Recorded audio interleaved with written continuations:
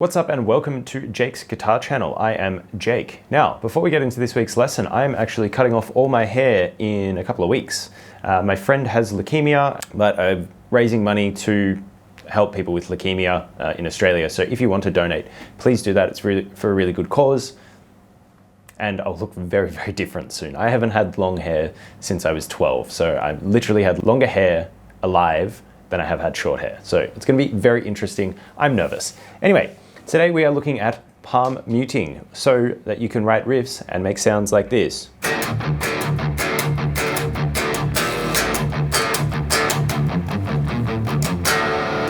Palm muting is an interesting beast. Fortunately, really, once you've learnt this once, you'll never have to think about it again. It is very natural. It's not something that I focus on, but it's a really important part for sounding professional. If you have a tight palm mute going, then people are going to think you sound incredible, even if your technical abilities aren't quite amazing. All comes down to dynamics and how you're presenting the sound rather than how fast you're playing or whatever. For those who don't know what palm muting is, it's using the heel of your hand to mute the strings. You want to put the heel of your palm just in front of the bridge. The little bone in the back of my hand here is right in front of the strings, okay?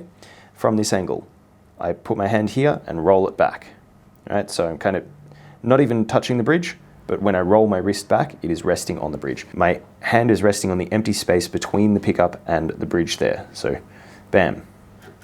We're in position. Now, before I get more involved in this, I am in drop D today so that we can do some nice, cool, open, chugging riffs. Okay, the thing about palm muting is there are multiple different sounds that you can get out of this. You can do a very light palm mute or a very, very incredibly heavy palm mute, and it all comes down to the sound that you want to get. So it is something that you're going to need to experiment with. But the point of this video is to give you some exercises to play around with. So what we're aiming for at first is just a sound that kind of deadens the noise. What I'm going to do is just kind of show you a range from open to what I consider to be too heavily palm muted.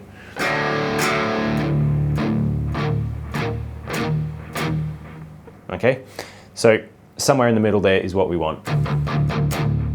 Right, where it kind of dies pretty quickly, but you still definitely hear the notes.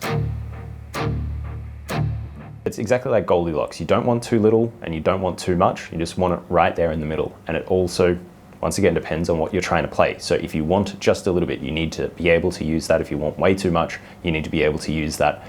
But it all comes from understanding where the goal is and then adjusting accordingly. The only thing to note is make sure that you don't go up in pitch when you do this. All right, you want to make sure that it's not when you're choking it down. So there is easy to do way too much pressure.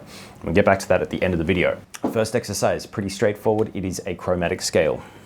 So we want to do this down picked and alternate picked. And I'll just give you a quick demonstration, but the tab is going to be on screen. And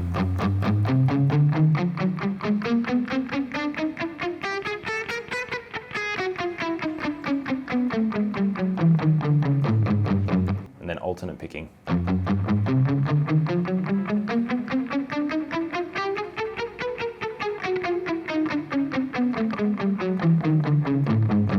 You may have noticed that I lessen the amount of palm muting naturally as I went higher. It tends to be the idea that when we're playing up higher, we want a bit more definition. It helps the definition if we let those notes ring out. So instead of like a...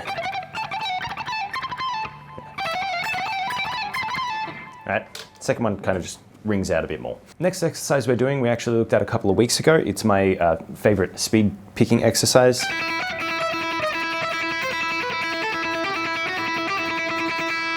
Right, now this is played on every single string. So you do that on the high E to the B to the G to the D, A, and then E. Or in this case, we're in drop D, so it's the D again. When you're familiar with that exercise, like here is the tab, it's exactly the same frets on every single string. You just go through and it's about getting the speed. Now this is only alternate picked because it is a speed picking exercise. I'm gonna play this exercise through. Just pay attention to how it sounds, and then I'll explain what I was doing afterwards. And when you do this, use a metronome.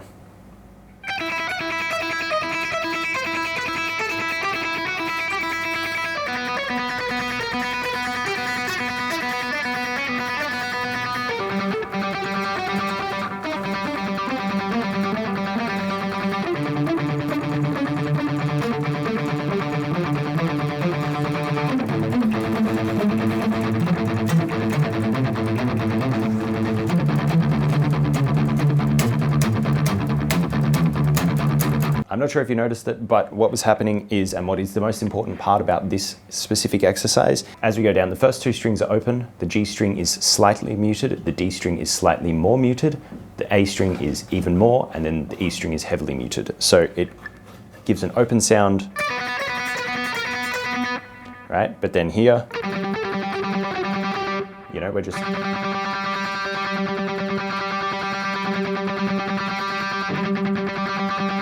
Right? I'm not going to the goal is just to put a tiny amount of the palm muting on there and keep that going for the whole length of the string.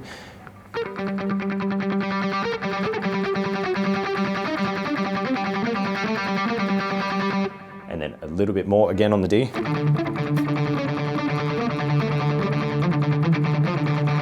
More again on the A.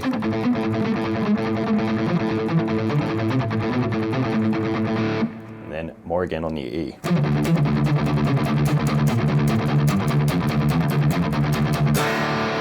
Okay, so just keep that in mind. You just want to gradually increase the amount of palm muting each string that you progress to. Make sure that you do not slow down. So sometimes when people are palm muting incorrectly, they can't play as quickly on the lower strings as they can the higher strings. So when they get down here. So just make sure that you're going at the same speed. Your technique should stay identical. It's just a question of how far away your palm is from the bridge. So it's just, you know, you're using that third dimension. Up, down, left and right, depth. That's all that's changing is the depth, okay? Next exercise is triplets. Now you can do this however you want. I'm doing it on open because it leaves less room for error.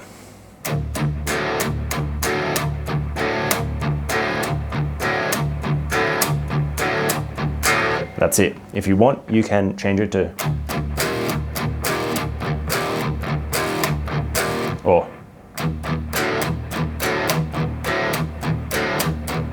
right, do whatever you need to get the distinction, but just make sure that it's palm mute, open, palm mute, open. I'm down picking every single note of that. If you want to really make this difficult for yourself, do alternate picking.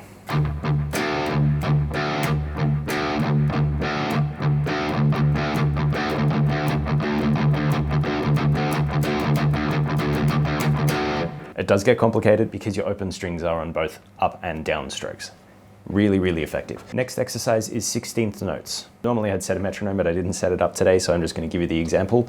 But it's all alternate picked, and we basically want to put in accents. So let's start with the accent on the 1, then we'll move it to the 2, then the 3, then the 4. So the 1 sounds like this.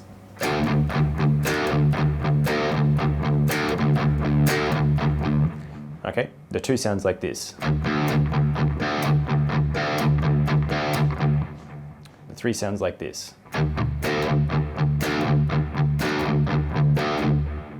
The 4 sounds like this. Hopefully that with the tab makes sense what we want to do. The final exercise that we're doing today is Laid to Rest by Lamb of God.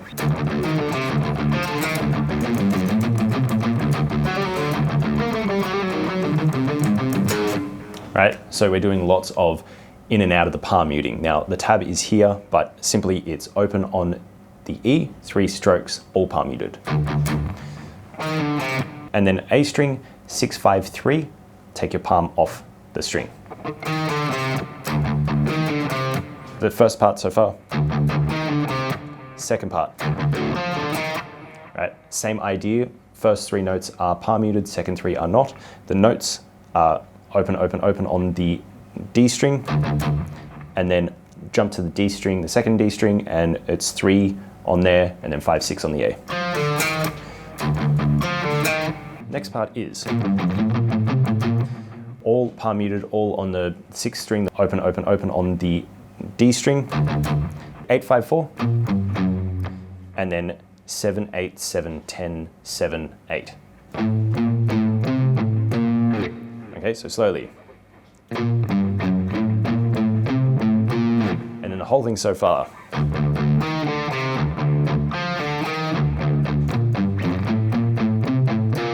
Alright, next part.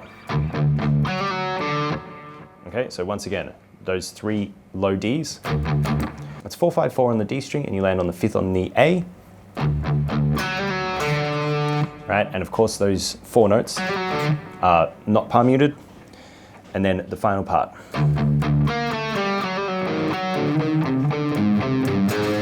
Right, and this is where we start getting into like a little bit of palm muted, a little bit of not. This little part we basically do.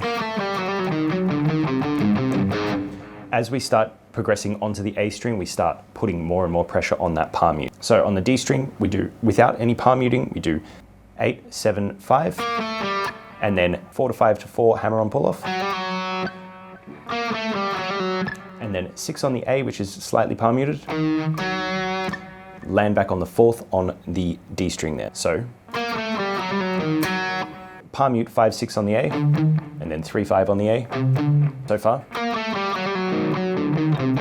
We finish it off with a 6 on the lowest string, 3 on the A string, 5 on the lowest string, and then 6 on the lowest string. Slowly that whole riff becomes.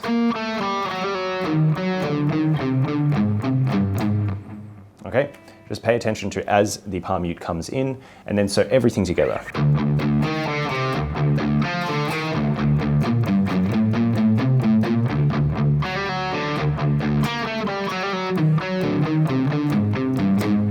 Every single note in that is alternate picked. So don't be doing, 2 upstrokes in a row or 2 downstrokes in a row. It's just down, up, down, up, down, up, down, up. Doesn't matter what note you're playing, okay? So this is going to be a real workout for your alternate picking, but it's also going to be a workout for your palm muting. So get that one clean and then you should have no worries. And then now there's a little bombshell that I have to give to all the people with a fixed bridge.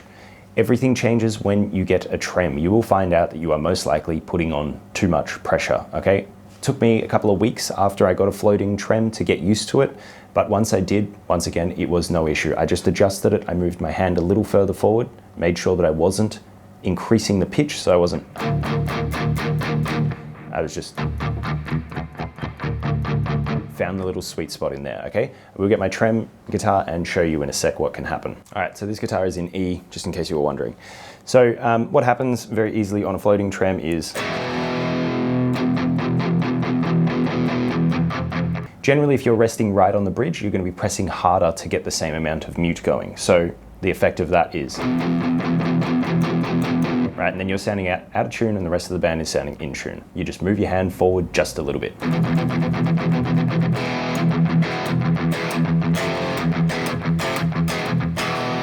Okay, with anything though, it's something that you got to get used to. So if you're having trouble with the floating trem, just play around with it, spend a week on it.